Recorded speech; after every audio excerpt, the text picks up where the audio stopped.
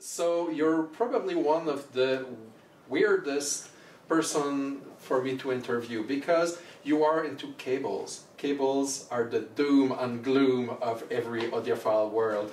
So why cables? Truthfully, would you like to know how I got into cables? Please. Because I didn't believe in them either. Please. Well, let me start at the beginning. I was exposed to hi-fi when I was 12 years old.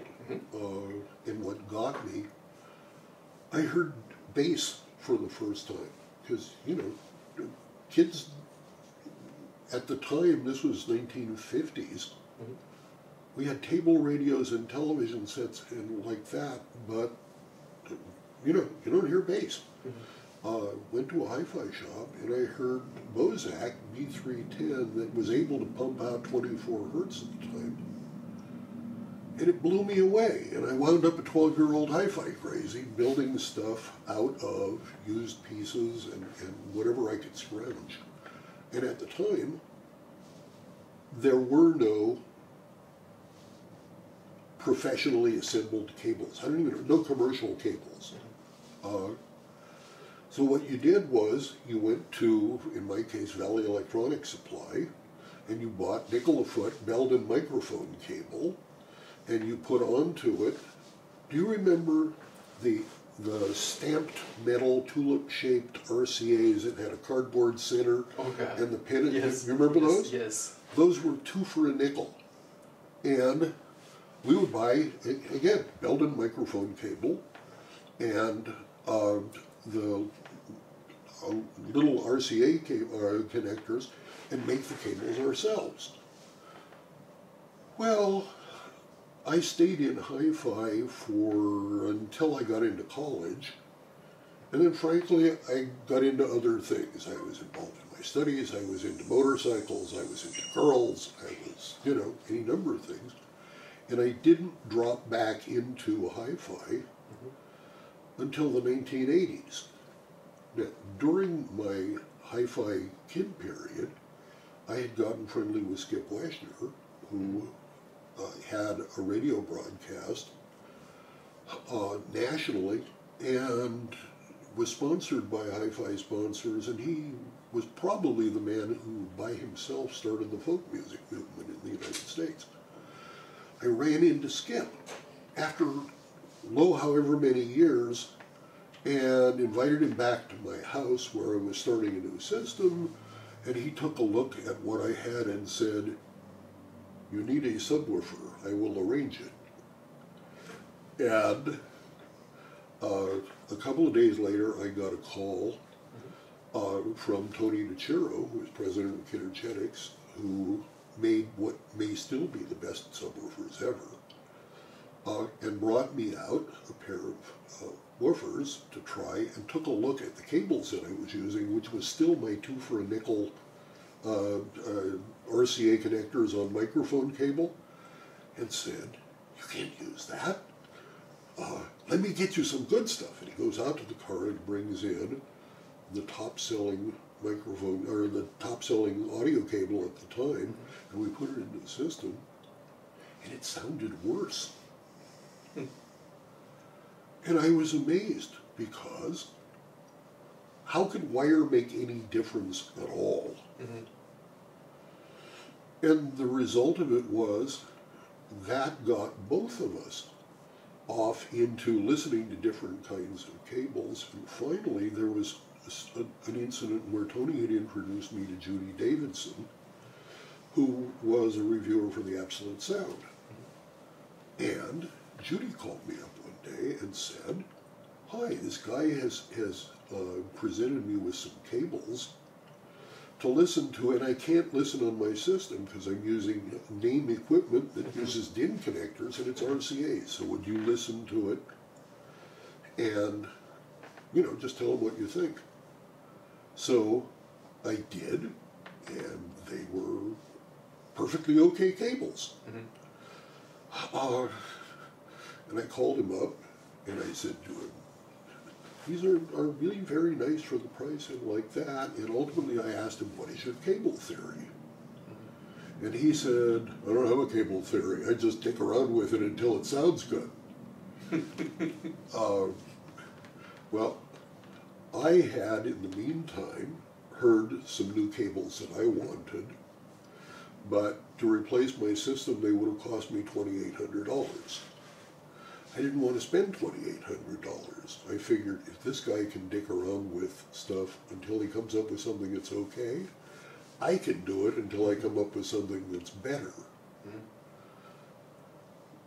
And that set me off into probably 5,000 pages of reading and unknown hours of experimentation, and finally making my own stuff and spending $70,000 to avoid spending $2,800.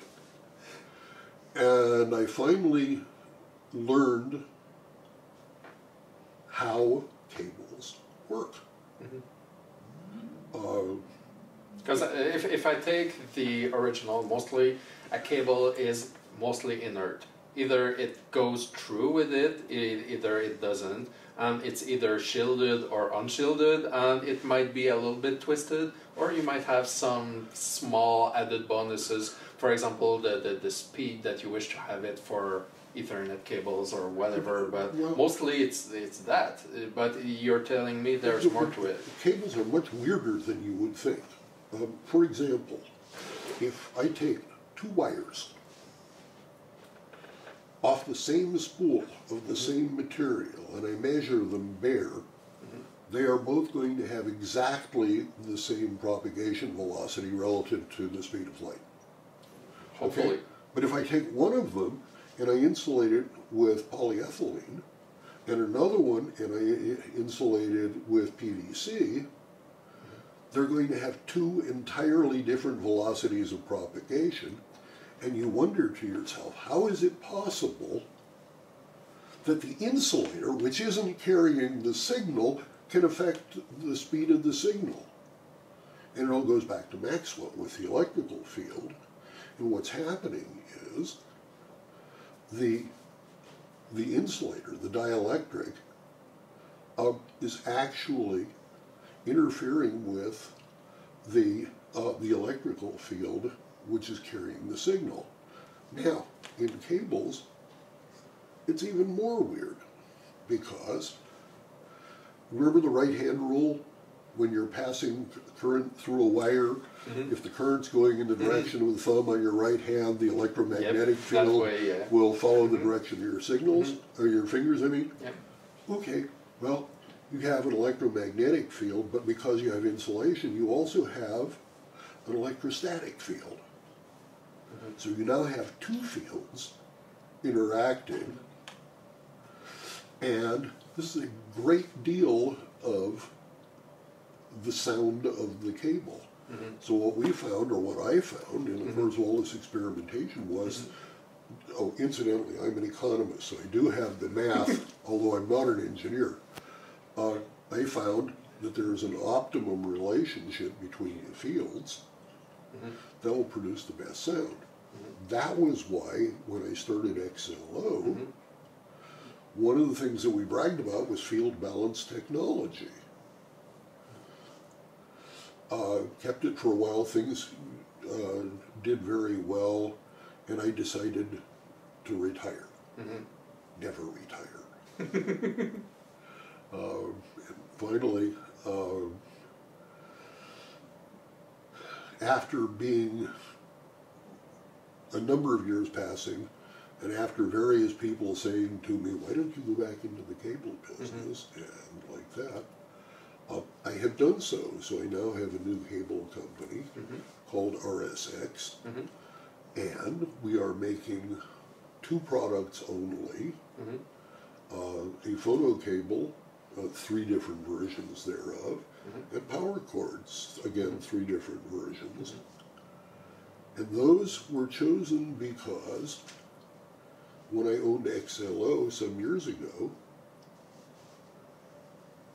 those were the products that I had reached the limits of available technology and available materials, and I simply couldn't get them any better.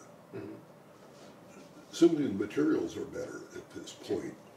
What we're using in the new cables is a Teflon variant dielectric material that simply wasn't available at the time, and we're using different construction techniques. But you know, most people approach the issue of power cables as if the cable were a pipe and you're trying to force a liquid through it. Or they think of it as a territory under invasion, so let's shield it from invading noise and whatever signals. Or they think of it as a disease that has to be contained, you know, because it's going to create its own radiation and pollute the sound of everything else. So we need to shield it either to keep stuff in or to keep stuff out. Very simply, all that matters is that the power get to the wall. Once you take it from the wall, it's going to be taken apart. You know what a rectifier circuit is? Okay, you take your AC signal and break it down into two different DC signals to operate whatever equipment you're using. All of the noise and all of the crap gets lost in the process. You just got two lines of DC.